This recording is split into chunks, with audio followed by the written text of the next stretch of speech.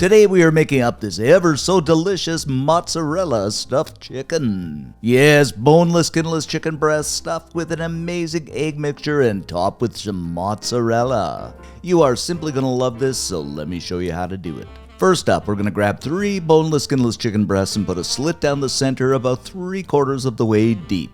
So shall we incise? That's a medical term, you know.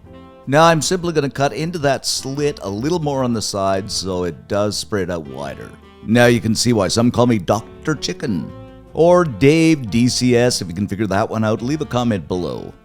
Now here's the problem, guys. We are going to fry these and we want that slit to remain open. So we have to stuff them with something. Initially I thought tin foil, then I thought, no, that's not a very good idea. But you could use sausage, broccoli, cauliflower. But in this case, I am going to use some cherry tomatoes.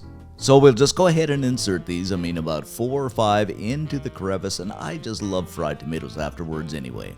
Now we'll season our chicken up with a few cracks of salt, I'd say about a teaspoon. Same amount of ground black pepper, that's my fancy word for pepper. I think it's French or something, but I don't know, I wouldn't go around telling the French folk that. A teaspoon of smoked paprika, and I always say if you can't get the smoke, get it. It's a little more money, but well worth it.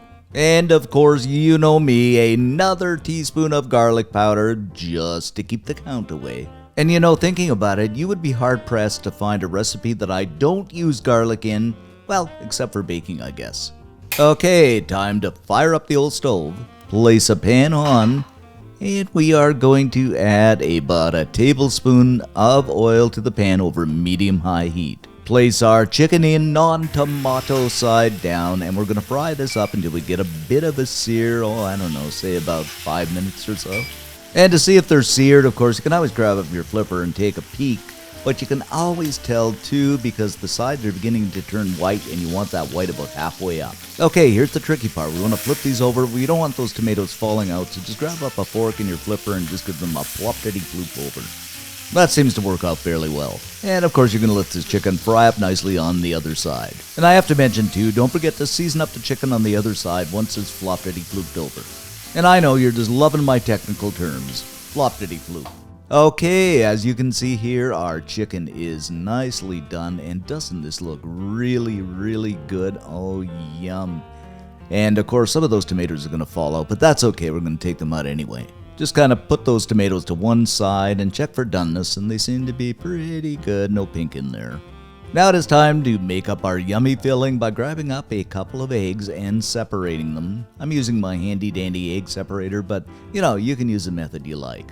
So we'll just kind of put those yolks aside in another bowl, and you can use them for scrambled eggs or something later if you like. Then we are going into those egg whites with about 3 cloves of pressed garlic. Of course, you can use mince too if you got a jar on hand. About a tablespoon of Philadelphia cream cheese. This adds a really nice texture to it. I guess about 3 tablespoons of mozzarella. After all, it is mozzarella stuffed. And some cilantro, and if you don't like cilantro, you can use parsley too. I know cilantro can be a little bit strong. Ground black pepper. Then we shall just grab up a fork and mix it up until it becomes really well combined and a little bit frothy. Okay, you guessed it, we are going to spoon up some of that mixture, and it is going into the cavity of that chicken. Oh, this is going to be good.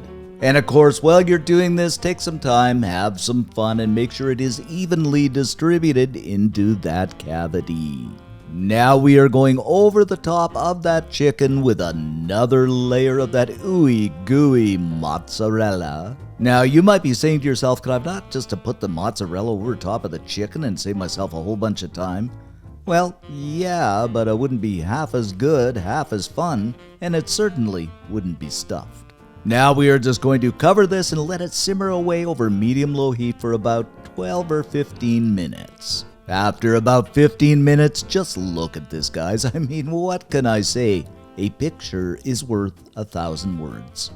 And we'll just scoop our chicken up, and of course I have to stop and show you as I scoop. Doesn't that look wonderful? Our chicken onto a plate. Garnish this up with a little more cilantro or parsley, whatever you like, with those tomatoes on the side. Oh, this is just heavenly.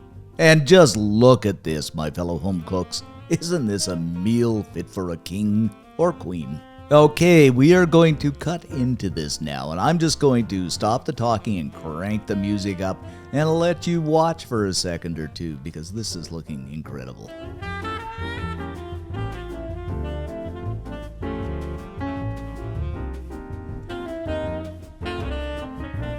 And just look at this, guys. That filling in the center, the mozzarella over the top, the chicken is perfectly done and juicy. Oh my goodness, this is good. And I mean, you bite into this, it is exactly as I just described it. And as I always say, if you are hungry for more, like and subscribe.